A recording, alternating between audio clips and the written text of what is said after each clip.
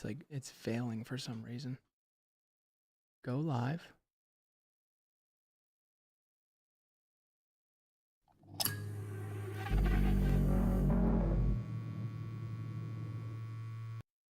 Yow, bro.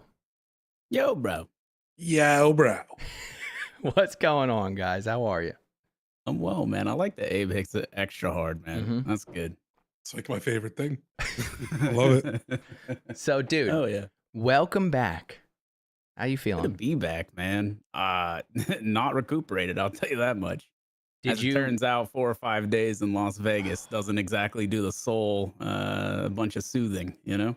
Did you get any sleep on the day of exiting Las Vegas? Uh, a little bit. So we slept in a little bit, which was nice. Almost all the way to check out from the hotel. Then we got our bags and we got them to hold the bags. And then we explored Las Vegas a little bit just so that Alexander could get a little, little taste of the strip. Viva We jumped. Las Vegas.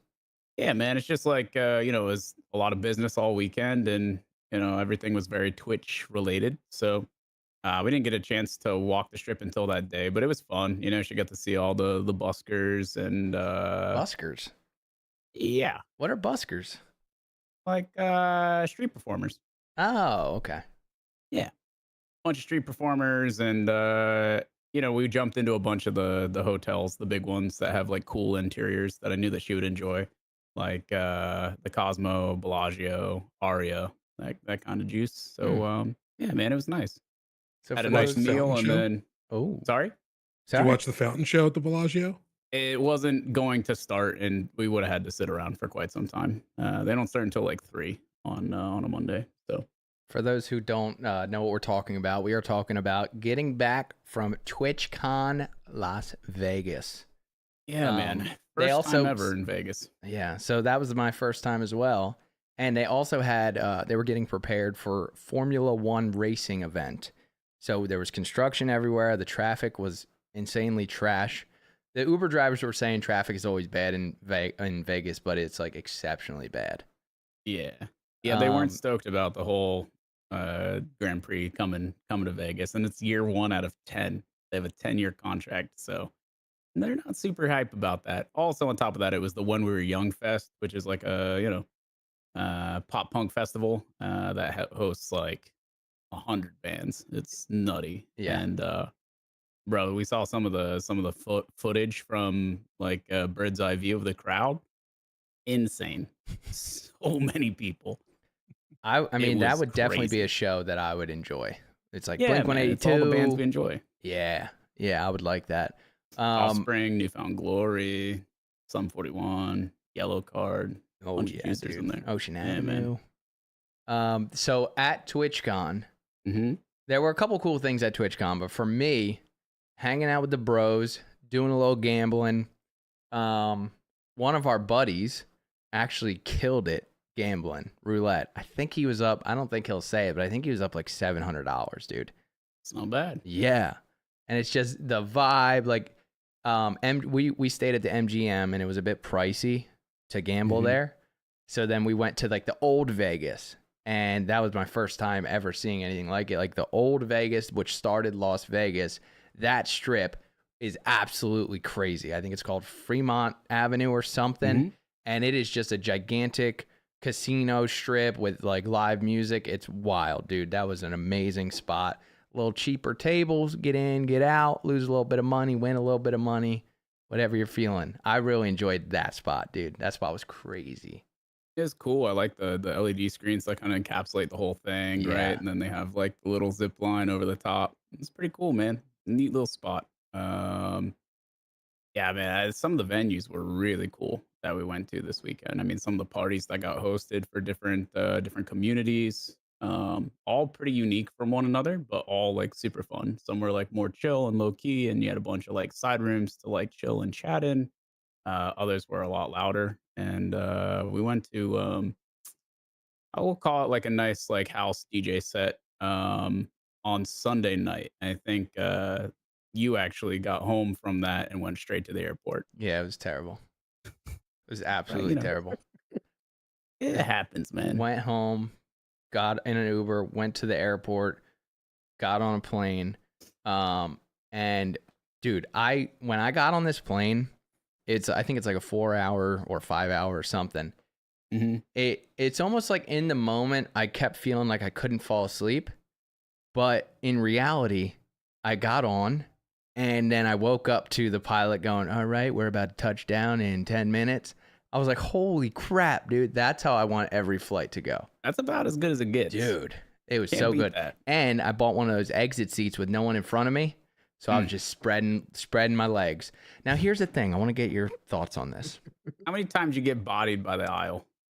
I love the aisle, dude. And sometimes I do catch a cart to the knee, but it's my, it's my, I take responsibility for that. I want your opinion on something. Okay. So I bought this exit seat intentionally on the way back. Yeah. Right. That's when you want to splurge because the hype's gone. You just want to get home. You want to be comfy. Bought the exit seat with no one in front to sprawl out. Right. So I'm thinking I'm getting all comfy. I'm thinking I got no one in the row or no one next to me. There's already someone 2 seats over, no one next to me. I'm like, all right, this is good. But they said there's a full flight. So it's fine. I know someone's coming. So everyone's filling in. All the overheads are full. Mm-hmm. This guy starts walking back with a gigantic duffel, dude. It's gigantic. Too big for a carry-on or personal item. And wouldn't you know, he's in the seat next to me. So he waddles in with his gigantic duffel, stuffs it right in the seat, and he's like visually uncomfortable. Like I can tell he's uncomfortable. His legs are all messed up. He's trying to squeeze it somewhere he can't because there's no room anymore.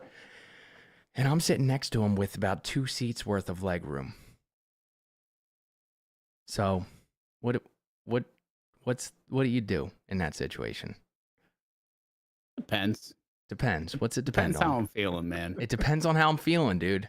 Depends how I'm feeling. I wasn't feeling good. If I can spare a square, I'm happy to. Well, you can't spare too much because then you're encroaching on the other exit guy in front of you, which like also bought that seat because he knows no one's over here. I might be able to put some stuff over here. I get you. And this guy next to me probably got put in the exit row. He probably didn't buy the ticket. You know what I mean? Not really. When you buy plane tickets, you can choose to go where you want if you want to pay a premium, or you just get placed somewhere. When it's a full plane, not everyone buys exit rows. People just get put there. Yeah. That guy exit rows get reserved for airline staff a lot of the time too. So what do you do? You give him that little space to put a gigantic bag? It depends how struggling he is. If he's on the gig of struggle, I'd do it. Yeah. I didn't do it. I didn't, dude. I fell asleep, but I did wake up and he got situated. Like I woke up and looked at him and he was chilling. I don't know how he did it without waking me up. The bag's gigantic, dude. I don't know how he pulled it out, resituated, shoved it back in. I have no clue, but I woke up and he was chilling. He was asleep. Whatever you gotta tell yourself, man. It's all good. Hey, man. I actually woke up. I don't remember. I told him to fuck off. I was like, he hit me with his bag. I start cursing him out. Asked you, no, you can't. What if I woke up to him trying to put it in my space? Yeah. Well, that's when I'd probably be like, you don't want to do that. Well, all I'm saying live in is, the past. All I'm saying is, when you get plane tickets, get there early, get on early, put your bags up in the thing. And don't be that person that puts 2 bags up in that thing. You don't want to do that. Can I ask another plane etiquette question then? Absolutely. I'm all about plane etiquette. What are you guys' etiquette. opinions on, when you don't have the exit row, people leaning back? Well, that's a function of the plane. I understand that. But, these are sardine cans at this point. You're packed. Yep. When you lean back, you are ruining the experience of the person behind you, which then causes them to lean back, and now you got a domino effect. Now, so everyone leans back. Now you're back to normal. Except the guy in the last row. One guy gets screwed. One guy always gets screwed. Well, that's a sacrifice I'm willing to make. Bro, I'm a leaner, so I'm not gonna come at that. That's it. I'm not typically a leaner, but I'm definitely a rippler. What's that mean? The guy in front of me leans, I'm leaning. No. Exactly. Yeah, I'm buying myself some more space. Bro, I'm leaning and I'm like breaking the chair to get a few extra inches of lean. Trickle down leanomics, dude. It is what it is. What, you don't lean, Abe? Now, I will only lean. It's like the wave, right? I don't start the wave, but if the wave gets to me, I'm getting out of my seat. I'm having a good time. Yeah. So you lean in front of Same me, here. I'm leaning. So even when you want to like sleep, you don't lean? Dude. Not by default. I just raw dog it. What the fuck? I usually am at the window. there. I lean against the window. So, okay, you're a window guy. I'm an aisle guy window too. guy. I'm an aisle guy, and I'm you a know what? window guy, and I never get up. How about etiquette? How about this for etiquette, Abe? I'm an aisle guy, and before I sit down, I tell the two guys next to me, "Hey, if I'm asleep, trust me, you can wake me up. It's not a big deal. Wake me up if you need to go to the bathroom. It is not an issue." That's really nice. See, yeah, that's a because nice I used to person sit move. in the window, and I'd be like, "I don't want to wake this person up, but I got to shit." You know, I've literally never shit on an airplane. dude, you're missing out. I've I've gone. I went to Thailand for my honeymoon. Way. That was a 24-hour flight. I shit. I shit on that flight. I've done like 14 and shit. It's impressive. Dude, you don't know what you're missing, bro. I'm trying to sleep as much of that as possible. I hear you. I'm barely awake. And I'm not trying to eat a lot, you know? I eat I a don't lot. know, man. I eat a lot before I go. I ate a lot of candy. I ate 2 croissant sandwiches with sides of hash browns before I got on that plane. Jesus, dude, they're man. so good. When you get Burger King, dude. When in Las Vegas, you get Burger King.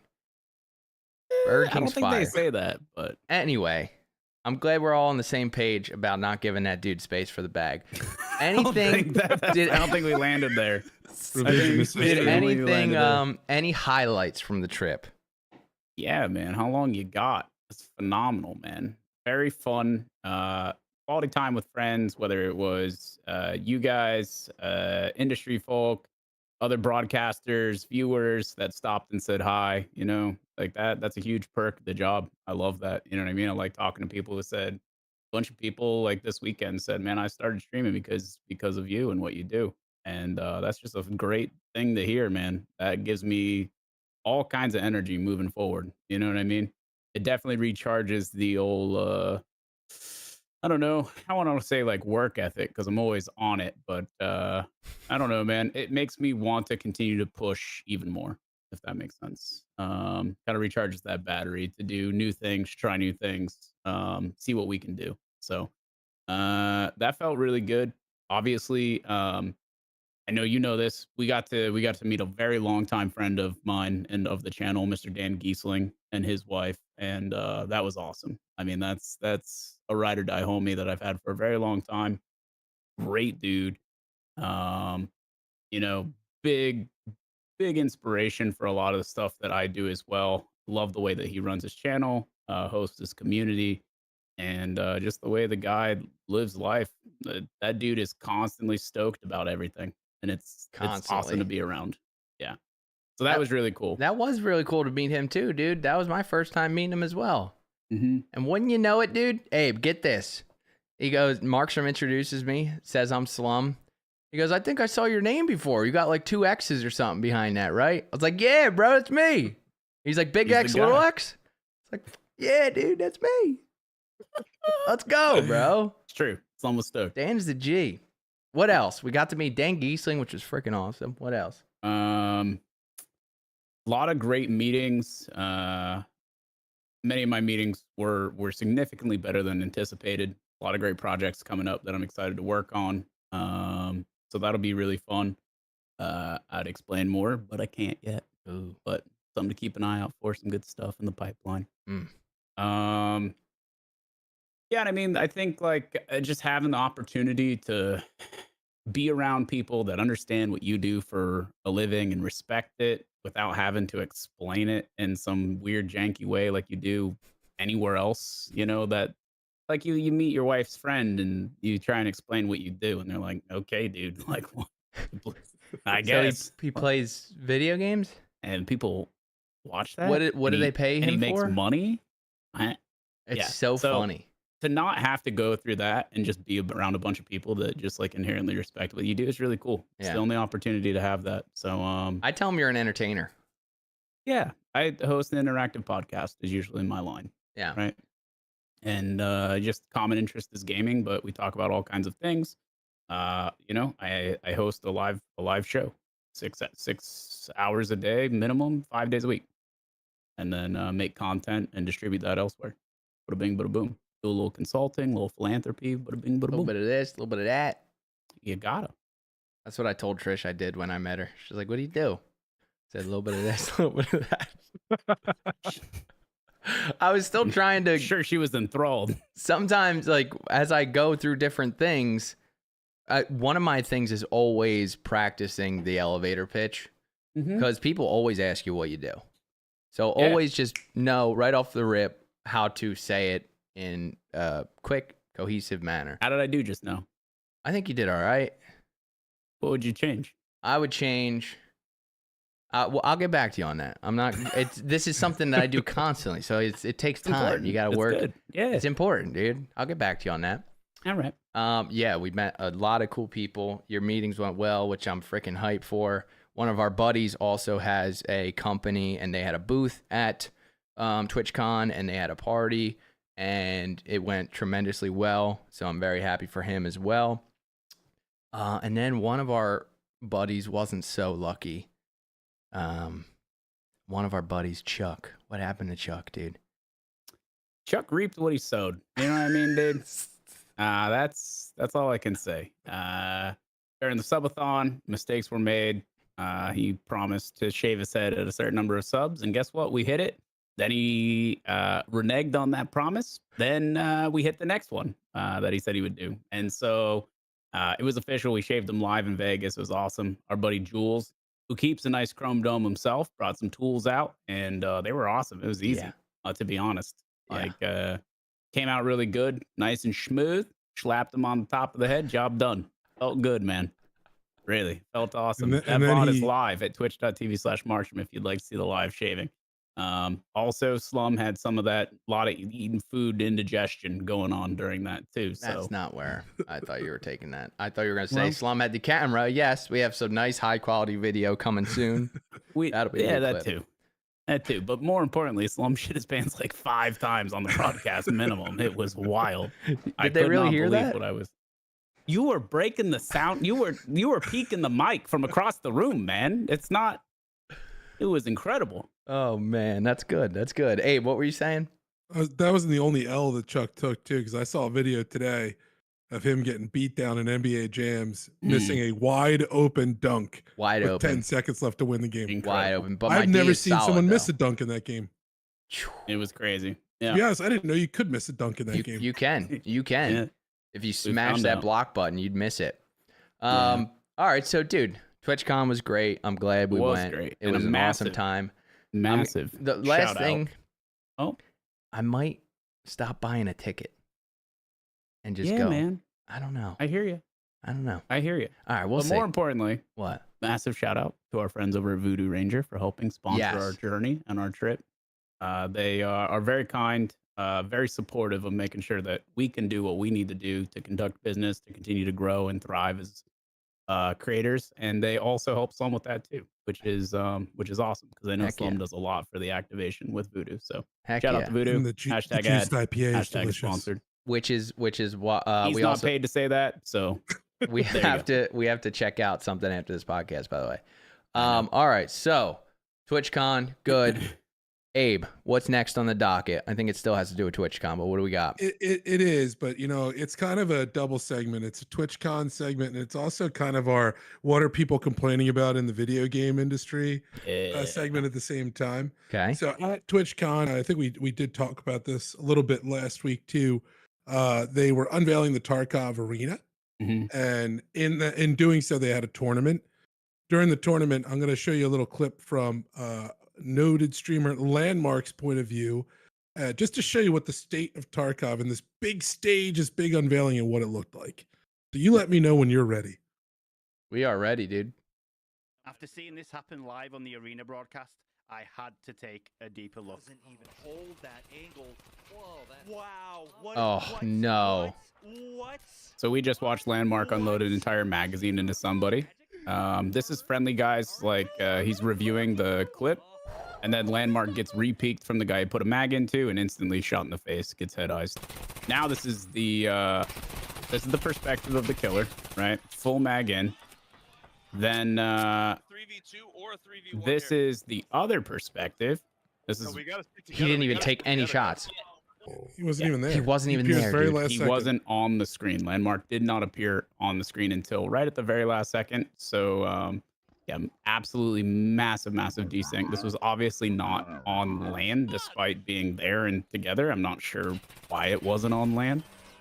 So they were using a hosting server, but I mean these participants were all in the same place, right? So it should have been a localized server, pretty close to them.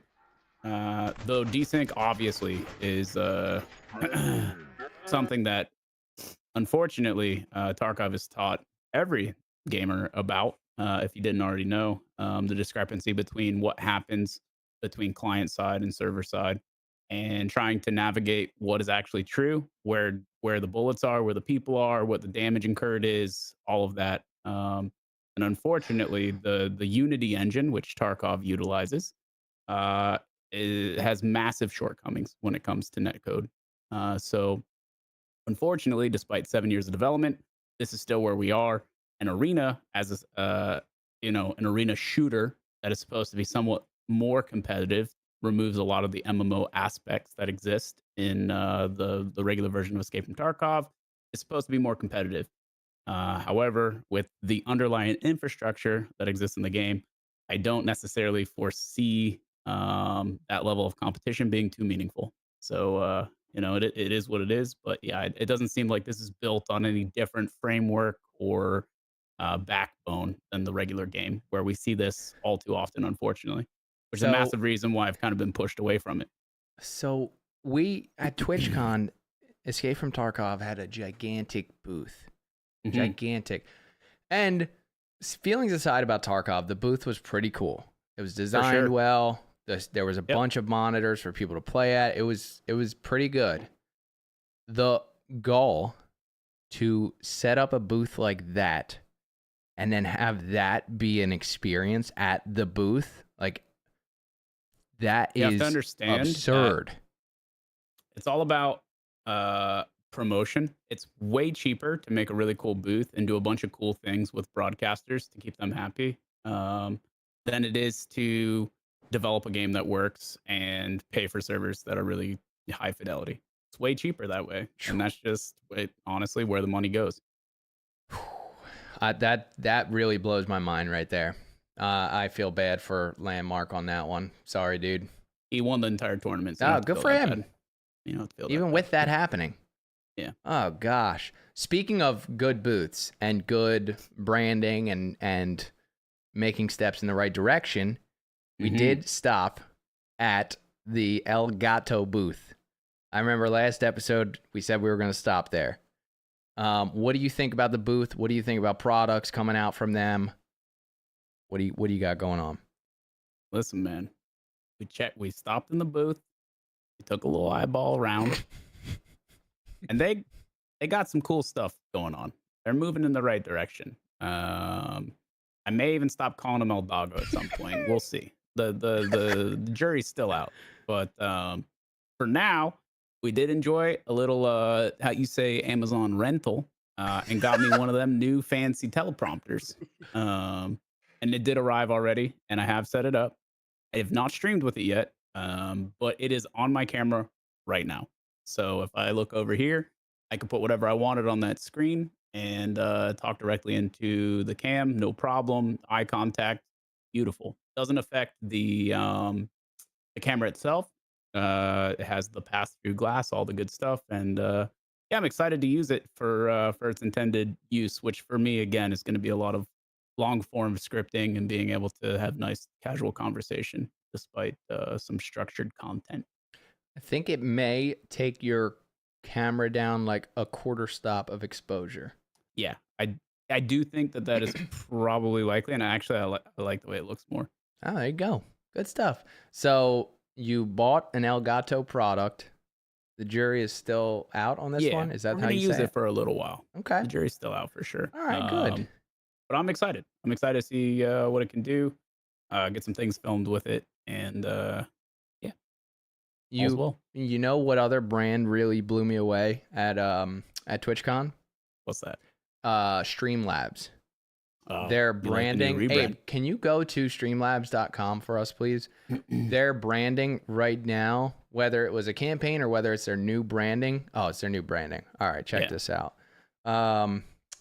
Their branding is really good now. So click around. They got this gradient. It's like green to orange. I think they changed their logo. I'm not sure. Everything is super cohesive. Wow, look at that. Click on like, yeah, look at that, dude.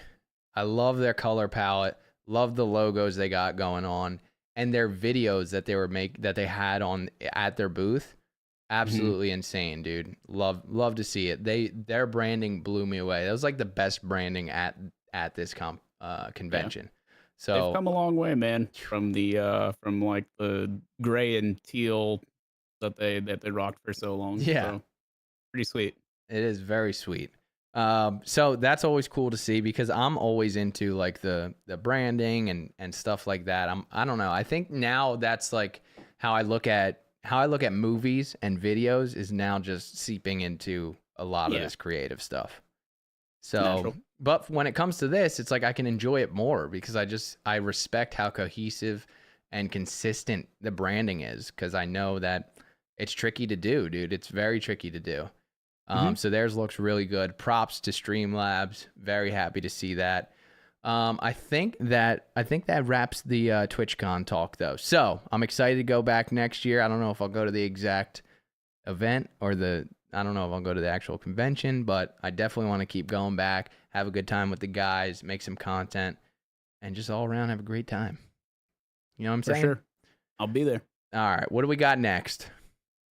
So we might be a little unqualified to talk on this one, but I saw this interesting new concept being introduced to the dating app Tinder, where now they're designing it so that in addition to the traditional match system, you can have friends and family play matchmaker for you. So essentially, your mom can now recommend your matches on Tinder. Really? Yeah. So it's kind of like I think this person's good for you concept, and they can like it and try and match up for you. That's interesting. So do you have to have a friend on Tinder or something? Like how I think you have to permit friends and family that also have the app to be able to review the possible matches. So do you think it sends suggestions to swipe right, or do you think they swipe right for you and it goes into your like I swiped right category? I think it's that they can swipe and then it goes to you as a recommendation. That's how it's been described. Okay. I have never once used Tinder, so I don't really know how it works. I haven't used any of them. I met my wife at work and never had to use a dating app, so I'm pretty unqualified to talk about these features, to be honest with you. Yeah, that's fair. I mean, listen, I have never used the dating app either. I've been with my wife now for 14 years. So just didn't exist way back yonder. As far as my understanding of dating apps are not exactly to find the person that your mom approves of. So I don't really understand. I think it's swinging back. I think it's swinging back now. You think people are using it less so for hookups and more so for finding someone to be with? I'm so sorry about that vacuum. But yes, you keep going. I'm going to yell at my wife right now. Keep going. Sorry about that. Hey, never too late to need the dating app, you know? I guess we'll see how that goes. Well, and I guess the other question I'd pose for this is like, from our perspective, like, would you, if you had a friend or a family member that was like, hey, can you help me find the right person? You know, you've been with the same person for 14 years. You obviously have something good going on. Can you help me find love? Can you play matchmaker? I guess I still find it super weird, like that anyone has any say on that in that regard. I don't know. And like, how much do you really know about someone from their profile? The whole like, it's just weird to me. Like the whole like only showing the best foot forward type deal. It's very strange. So, very, very strange. All right. So I'm back. Sorry about that. I think that I've met a lot of people recently that don't have time to go out and do the the mingling thing, and they have the best intentions on these sites. So I think it went from these matchmaking websites that were used in, for matchmaking, like not just eHarmonyMatch.com. Yeah, exactly. Farmers So only. it went from Christian Mingle. It went from that, and it was used how it's intended. Then it went from like this one night stand. Now it's like they're using these apps for the original purpose. Maybe a lot of people are still doing one night stands, but I've met a lot of people that are like, dude, I don't have time to do like the going out and stuff. So this is dating. That makes sense. I concept. You gotta get. I don't know, man. I don't know how you get yourself into the right alg for the right pool of people, and good luck. You just keep swiping. What do you mean? I guess, man. That's how whenever I see people using it, dude, when I was on these, I never matched. Yep. I did that, never matched with anyone. And then I had a buddy who was not very good looking, matched with everyone. I don't understand, dude. I have no clue how it worked. But did I miss? I'm sorry. Did I miss if you think this is a good idea or not? Your parents' suggestion if they can. Hell no. You don't think it's good? No, man. You know it's really funny that I say that. When I was in high school, my dad always used to ask why I don't date that Alexandra girl. There you go. See, I did go to high school with. See, he knew. He knew. He did know, and it was literally the only one he ever said, which is kind of wild. I think this is a decent idea, dude. I like this. Maybe it's onto something. I like this idea. I don't like it like hopefully it just sends recommendations to swipe right, not necessarily I'm swiping right now. You could potentially match with this person. I do like the idea of a parent or a friend. I think a lot of friends are probably going to use this actually. Yeah. It makes more sense for friends. Yeah. I like it, dude. It's got how many people are talking. I mean, unless you're like really close with your parent, you know. Yeah, but is that a bad thing too? Like, oh yeah, my mom recommended we match. Like, you can't ever let that one drop, right? Yeah, it's definitely it's weird. It's definitely weird. I don't know, man. I have the policy of like honesty, like super honest, and being confident about it. So yeah, that's like something I would use. Alexander's really come to love that over the years. I would love to. That'd be something that I would use first date for sure. Like that's a conversation right there. You can't tell. Like I wouldn't have saw you if my mom didn't send you my way. You know what I mean? Like it's not my fault. I would have swiped on you either way. You but wouldn't have swiped. you didn't pop up yet, so it doesn't even matter. I would for sure use that. Honesty is the best policy. Okay. All right, so Tinder, I think that's a good step, dude. I like how they're trying to switch it up, and I don't think anyone else is doing that in their market. So I think that's not pretty from good. what I've seen. Yeah, it's pretty new. It's a pretty new thing. I think it's a good idea too. Okay, well let's see where it goes. We'll check back in on it. All right, so what do we got next? So we've visited AI and especially generative AI a lot on the podcast, and a lot of times we've talked about from the perspective of what jobs this could replace, how it could replace people and stuff too. There's a new study that some folks are doing now about whether or not generative AI will actually replace industries and namely the SEO industry for search engine optimization. So as you can imagine now with like ChatGPT and some of those Bard and some of those other applications, even though they're funded by search engines, typically like Google and the big players in that industry, they're essentially using their own search metrics to answer your question. Yeah. So rather than you Googling, how do I X, right? You ask it that, and then it gives you the actual answer to the question. It doesn't give you an article that answers the question. And companies have spent billions. It's currently a $68 billion industry to optimize their search engine capabilities. And for those of you that don't know what SEO is, it's essentially when you put keywords and things in the URL to make it so that your link gets bumped up the list. It's more prioritized from a search perspective. So now with things like ChatGPT and Bard answering the questions, it's kind of really hurt. Like the idea is that it's going to hurt the actual SEO industry itself, which is projected to grow quite big and is already at a $68 billion industry. Well, that's that. So when people, I don't think people realize how the AIs are trained and like how they work. So, like you said, if you type something into Google, at the smallest level, I know it's probably more complex than this. At the smallest level, imagine someone just looking at the top 5 Google results of what you searched and then summarizing it for you and typing it. So those are the answer you're going to get from AI is only as good as those articles that are feeding it. So it could still be tremendously wrong. But I think there was I think Sam Altman is his name. He might be the CEO of OpenAI. And he had a progression of how he thought that jobs would be replaced by AI. So he thought it was like manual labor first, then something else in the middle, then creative. He thought that was going to be the path of taking away jobs. And now what he said was, what I've seen is it's like quite the opposite. It's like creative, then something else, then manual labor.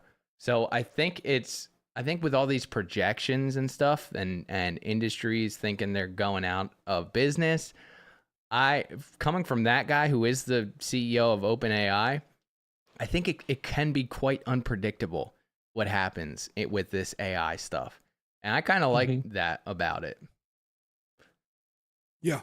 And I think that currently too, the AI, while it's existing and people are excited about it, usage isn't really, no one's using ChatGPT and Bard more than they're using the Google search option, right? That's still king currently, an actual search engine. But as people become more familiar with the AI, I think this industry really does start to erode, because it's just going to be easier to ask the question and get the actual answer than it is to hunt through the links. What's the paid link? What's the non-paid link? And get to a better quality answer. So when it says the SEO industry will go out of business, in what way? Like, people who optimize websites won't optimize them anymore because website developers are just chat GPTing what's the best way to rank my website? How do I rank it the best? What do you mean by? It's more so the actual people that are dedicated to search engine optimization. So making sure that, your news articles, your blogs, whatever it is that you're putting out there, have correctly put in the keywords in the URLs and things like that to pop up sooner. If no one's actually searching the engine itself, it's an AI doing the search for you, the actual optimization of it becomes far less valuable. And there's people that, there are actual companies that are just dedicated to helping you build your SEO. Does it become far less valuable if the AI is pulling from a certain rank of top 10 of certain? Yeah, like if the AI is pulling from that, then how is it less valuable? Because you don't see the name, you don't see the article, you don't get the ad dollar, the ad revenue. I think it's the ad revenue associated with it. And probably we've talked about this. How long until ChatGPT is taking handouts for the information that gets thrown into it? Well, now you think you know why the search engines are the one, pumping dollars into the AI, the generative AI. That's interesting too. Maybe they could also say, you ask ChatGPT something and it says, here's the answer. These are the articles I searched it from. And I know there's plugins. Search was sponsored by. Yeah. I know there's plugins that do that already, but maybe that should be a feature, just requirement. Yeah. I don't think that'd be a bad idea. I don't think so either, man. Nothing wrong with that. So, Abe, you sound like you're more familiar with this SEO stuff. Do you think that this is accurate? Do you think that it's gone? Because what happens when this market goes away and no one's ranking their websites? Then ChatGPT is going to pull from like some dog website that isn't good. I don't think it goes away per se. I think what happens is the growth of the industry and the actual dollars it produces become like the act of doing SEO for a company becomes less valuable, because I don't think you get as good of engagement. We've talked about it on the podcast, right? When it comes to a community and sponsoring things, right? An engaged community who actually interacts then with the ads or interacts with the, whatever you're paying this and sponsoring, that's far more valuable than just someone sees it and just, exits the ad right away. So I don't think you get the engagement out of the clicks and stuff from, obviously not from the AI itself, So I just don't think companies are willing to spend as much money on that as these, these generative AIs become more popular. So I don't think the industry dies. I just think it becomes far less profitable. It's very interesting because, like, what is something that people are searching on ChatGPT right now that this would affect? Like, how do you do hey, ChatGPT, can you write me an outline for this essay? I need you to include this, that in this essay. That's not really like a search form. That's like a task. What about for things like that? What is it pulling for things like that? What does it even go to? You can ask it questions like, I do work in the financial industry a little bit, and you could do things even like if you need a quick answer to like, what are the current tax brackets? How does X trust work? How does this? It'll get you pretty. I've tested it just to see. It'll get you pretty solid answers that are actually pretty true. So I think it's stuff like that, right? Okay. It's more clarifying questions, or even how do I do this? How do I do this function in Excel or something like that? That's something that if it could spit out an answer and I don't have to dig through, a bunch of crap or even a recipe. I'm sure if you guys ever looked up a recipe and you get like their entire life story, it's like back when I was growing up on the farm and the pumpkins would come in, and you're like, dude, I just want the ingredients and the instructions.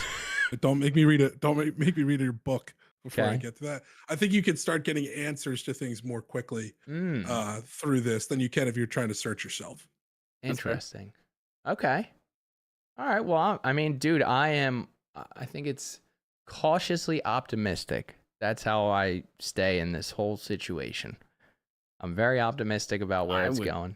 But I would personally love if bullshit ads became obsolete and then advertisers didn't put their crap everywhere because they weren't actually engaging. We didn't get inundated with that. And then as a result, maybe news becomes news again. Yeah. Tomorrow.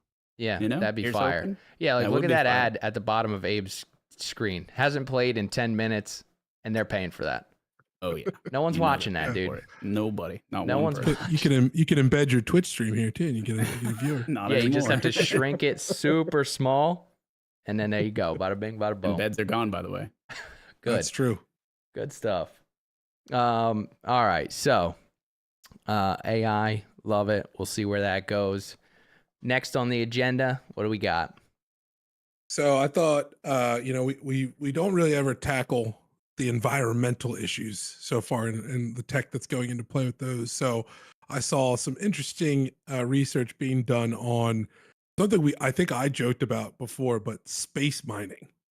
Okay. So US and Japanese space agencies, they've started to now investigate by like nudging or bringing back samples from asteroids to determine any valuable materials that might exist in the asteroid itself, because asteroids are basically just big hunks of rock and metal and things like that. And obviously, today there's limited resources. There's also potentially some old resources from asteroids that have struck the Earth and stuff in the past, smaller ones in the ocean. And they've talked about, potentially mining deep ocean for these materials as well. But there's huge environmental impacts when you do any kind of serious mining. Mining an asteroid, you don't have to worry about wildlife or, damaging the environment because it's out in space. Sure. So we have now begun to do research, and they're not actually doing any of the mining yet. I did confirm that. They're simply testing the tech, figuring out what's available out there, and starting to explore space as a medium for obtaining rare materials like cobalt and nickel. Wow. Yeah, I mean, on stream, we literally just watched them launch off. It was SpaceX and NASA working together. They launched off a rocket that was going to an asteroid belt between Mars and Jupiter to basically like test for different metals. It had like all sorts of cool tech on it. So pretty interesting. I don't know when it's supposed to like touch down or give us any kind of information, but yeah, this was I think this was the first launch of like the extra juicer rocket that they just came out with. Starship? So, very cool. I don't know the name of it, not off the top, but pretty sweet stuff. It was definitely like a new, more fuel, more propulsion type situation. So do they? So asteroids move, right? Or do they just stay still? I mean, Like- technically it all moves, but Do they move like at a quick speed? I think technically it all does. I think meteors move very fast. I don't know how fast some asteroids. I'm completely unqualified to answer this. Yeah, I don't think like relatively that they move. Okay, that's crazy. No, it's just it's hunks of metal. They usually are in some sort of like that's why you have like an asteroid field or an asteroid belt, right? Yeah, and it stays there. Yeah. Wow. All right. So they go up there, they start blasting these rocks. What if they find something that they've never found before? Just like Pretty a cool. tiny slum organism. Dude. San you Diego cap imagine? and a mustache on it. So have we found any have we discovered any metals that weren't ever on this earth from asteroids yet? I don't think so. No? No. I don't think so. Not that I know of. That I didn't really see anything about. They really mentioned cobalt and nickel a lot because I guess currently like they're incredibly expensive. The article I was reading, and I have it up in front of me, but I think it's 33,000 per ton of cobalt and 20,000 per ton of nickel. Oh my gosh. And there's not a lot of those things available on the earth today. So, Dude, space mining. yeah. Do you Pretty think sweet. do you think it's a machine that they just throw onto the rock? Yeah, like not a guy, it would have to not a be robotic, spaceman with a jackhammer. No, I don't think Oh, it's a dude. spaceman with a jackhammer. That's got on to be those Rover with some sort of gathering, storage, and then some kind of propulsion to get it back. wow. So and there's obvious implications too that are, or I should say complications with like things move differently in space. We don't know how gravity impacts it. We've never mined space, right? We know how mining works on our planet and our atmospheric pressure and all that stuff. We have no idea how it works in space. yeah, what do you need to actually extract metal Dude. from other metals? Yeah, That's that'll be awesome. interesting. So what you watched today, Markstrom, was them going up to It Deux? was maybe like a week and a half ago. So was that them going up to do space mining, or was that just going up for routine? They sent a piece of tech to gather information at the very least. Oh, So pretty cool. okay. I love it, dude. I think space is so interesting. I probably wouldn't ever go up in there because I've seen Interstellar before, and that just scares the shit You out don't of want me. to end dude. up behind a bookshelf. Dude. Oh my gosh. I just think of if you're doing a spacewalk and the cord gets cut, like, dude, you're gone. You're not trying Yeah, to you're float just out there. debris. You're Yeah, gone, debris dude. At that point. Do the spacesuits now have like a little move a little left? Oh, some propulsion on Yeah. them built in? Maybe. They got to, dude. Maybe. Oh my gosh. I mean, what's the risk of whatever propulsion, exploding on your body? You know what I mean? Like any sort of like combustion, there has to be a risk there as well, right? I'll If you take have that some sort of risk. pressurized gas on you, I'll take that risk. you're taking it. Yeah. But It's you probably just just go compressed out air. there with like a little, just like a little duster for Yeah. your PC. That's exactly what it is, Get dude. back to the ship. That's exactly what it is. It's just a can of oxygen or Do you air. use the small straw too, or Dude. Depends where you got to go. That can help pinpoint you directionally. Yup. You know, Nah, Dude, really, I'll- really accurate bursts. I'll take Yeah. that little risk as opposed to not having it, dude. Because dude, I think you have your oxygen tube, and then maybe not even an oxygen tube. Maybe you just have your own oxygen and a cord of some sort that holds you on there. That freaks me out, dude. Because if that gets cut, or if something comes out of nowhere, a rogue asteroid belt, and you're just done, dude. I can't do it, dude. It gives me real anxiety. It gives me like, I feel it right now. Like my anxiety's going up. I'm starting to shake a little bit. I get it, man. It's one of Makes those your balls things. tingle. I get it. Would you do a spacewalk? Sure. What?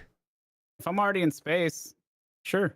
If you're in space, yeah. If I'm an astronaut, I don't mind that stuff. That's why I'm not an Right. astronaut, though. That's what I mean. Oh, okay. So, but the current Markstrom. Yeah, the current Martian plays video games, dog. I don't, I'll do it. And Robert Spacelands Industries Star Citizen, which just had CitizenCon this past weekend as well, came out with a bunch of cool stuff, man. That game's schmoving. Are they space mining in that game? Hell yeah, dude. I'm for excited. profit. I'm excited to Right? see what they come out with. What they find on these rocks. I'd really like to see like something new. Just like we have Yeah. this weird material. News cool. It's What's the one from Avatar? Unobtainium or some dumb name? what's That is the dumbest name is I've that I ever think in- it's called Unobtainium. Wow. is that in Legend of Korra? Or is that in No, Avatar? not the that Airbender? Avatar. Oh, not that The Avatar. blue Avatar. yeah, I don't Yeah. watch that. Yeah, with the docking. Yeah, I'm pretty sure it's from Avatar, but that's my girl's in that though. The girl that was who's the green one in Guardians of the Galaxy? Zoe yeah. Saldana. Yeah, dude, she's good. She's good, right? Mhm. She's the girl in that movie. Yeah, Maybe. Yeah, dude, that's good I think stuff. she is. So is it unobtainium? Yeah, Unobtainium, it appears that it's Unobtainium. Is Yep. what they named and that's it. what we went over incredible. there to mine. Yep. Wow. Yep. There you go, That's dude. why You know we your started lore. fighting the space Native Americans. I believe that's what James they're supposed to Cameron? be. Yeah, James Out Cameron. his damn mind. Was Alright. was she hot as that little blue person? A big blue person? Not my cup of tea. Not your cup of tea, Abe? Nah. I mean, like as far as blue people go, probably. Yeah. You know, Yeah. if we're judging it off of other blue people, I mean, she's gorgeous in real life. So, Versus what? Smurfette? Like what are we talking here? I mean, Smurfette had it going on too. Oh, what you know, the heck? all the other All right. all the other Smurfs loved Smurfette. I guess. Oh Alright. man. All right. So I think there's a lot of stuff that we got to keep up to date on in this docket. Actually, I would Yeah. love to see some new stuff coming from space mining. That'll be awesome, Here's hoping. dude. What if? I don't know, man. What if? I love the aliens talk because there's just it's so vast, and I'm not gonna say it's so vast so something has to be out there, but it's so vast that I do believe there's probably something out there. Bro, What- you know what I can't wait for? What can't you wait for?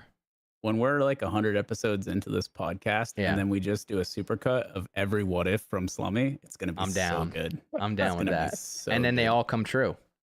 we can have ChatGPT scan all this for what if. They might have a statements. plugin. They might have Yeah, a we can plugin for find that. Yeah. All right, staying on the topic of space. What else we got, Abe? So yeah, so while we're talking about space, this was really cool. I don't know how the hell they did this, but NASA was able to essentially update software on the Voyager satellites, so Voyager Mhm. 1 and 2. And at this point, Voyager 1, I have it here, is 20 light hours away, which is 12 billion miles. Okay. And they were still able to send an update to the Voyager satellite to help fix its propulsion system. And it was having issues with, so the propulsion system was getting gunked up, and somehow the update helped with that. And then additionally, the telemetry data it was sending back was getting corrupted.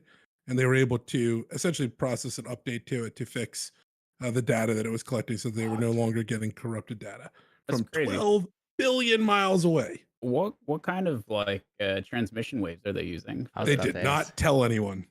It was not in the, Damn. not releasing that information. What do you think if they can send? I know it's different type of data, but they're sending an update for a satellite. Do you think you could send video that far? Like that's crazy if you could. Because then I don't space. think it's that far, but You don't think it's I that mean, far? It's got to be close. 12 No, billion? I don't think we're capable of doing video. Or the tech isn't far enough along to do. I'll take video. audio. Dude, for real, dude. That's huge for astronauts. I hear you. Like, if you could go this far, maybe not this far away, but on those long exploration type trips. How many miles between here and Pluto, for example? Earth and Here Pluto. and How many miles? Earth and between the Pluto, two? how many miles? All right, let's see. Let's see. Earth How and many Pluto. miles And is Pluto the closest planet? It's that's the It's the furthest furthest. non-planet now. Yeah, but it's the Yeah, it's furthest. not don't a. count. So Yeah, it's that's what I said. 3.2 billion miles. So this is 4 times that. four times the size of our solar system, essentially. So that's Holy cool. cow. That's very sweet. What's a I satellite wanted doing? that level of perspective. Why is that satellite all the way out there? Yeeting, dude. Dude, what It's is just it collecting doing? data. Looking What for those data? little slummies. Bro, I what is hear it ya. doing out there? What that dog doing? Holy cow, that is far away. Yeah. Wow. like it. So, all right, what would, if we can send something that far, Mm-hmm. so that's like an update, do you think it's like gigabytes of size of file? Like how No big do you idea. think? Oh my No No gosh. clue. Interesting. Okay, so Definitely interesting. it wasn't working. They sent an update and now it's working. Can you Mhm. can you look up the like the objective of Voyager 1 and 2 right now? I'd be curious to know if they have anything listed for like what it's trying to gather data wise. What do we got here? Conduct close-up studies of Jupiter, Saturn, and Saturn's rings. But here, look, mission overview, planetary voyage. But it got pushed off course and now it's 12 billion miles away. Well, I think it just kept going. Yeah. Wait, so that's So why it was launched in 1977. So the Yeah. hardware is quite antique. Wait, it's And just it been was up there? How you think it made it 12 billion miles? Holy crap, dude. Takes time, dog. Dude. Just slowly moving. Mm-hmm. It has a small propulsion system. I'm assuming somehow it charges off of Sure. some kind of sunlight or something. I have no Yeah. idea if there's even sunlight that far away, but and yeah, it just was to collect information on, it says, basically planets in our solar system, and now it's just shot past them, and we can't bring it back. So No. Dude, just demolishes someone's planet. Oh my gosh. Causes an ice age for a different civilization. Wait, so that just happens? We just gigantic satellites just keep going and we're like, We will be lucky if we as a civilization can even establish a footprint large enough to have any impact on any other life, my friend. It is that vast. yeah, all right. So I think that's the least of our worries. But still, it's like we paid for By that the time satellite. it hits someone, we're all gone, my friend. That satellite's gone. Yeah. Here's hoping we catch someone else's satellite. at Well, some if you point. think That could about it, be right, cool. step one is sending it out there and being able to continue to communicate with it, and then step Right. two eventually becomes, how the frig do we catch it? Yeah, because there's no landing mechanism probably. No, it's beaming the data back to us, but I'm saying, how do we catch it? How do we get out to it Mhm. again? How do we catch up to it?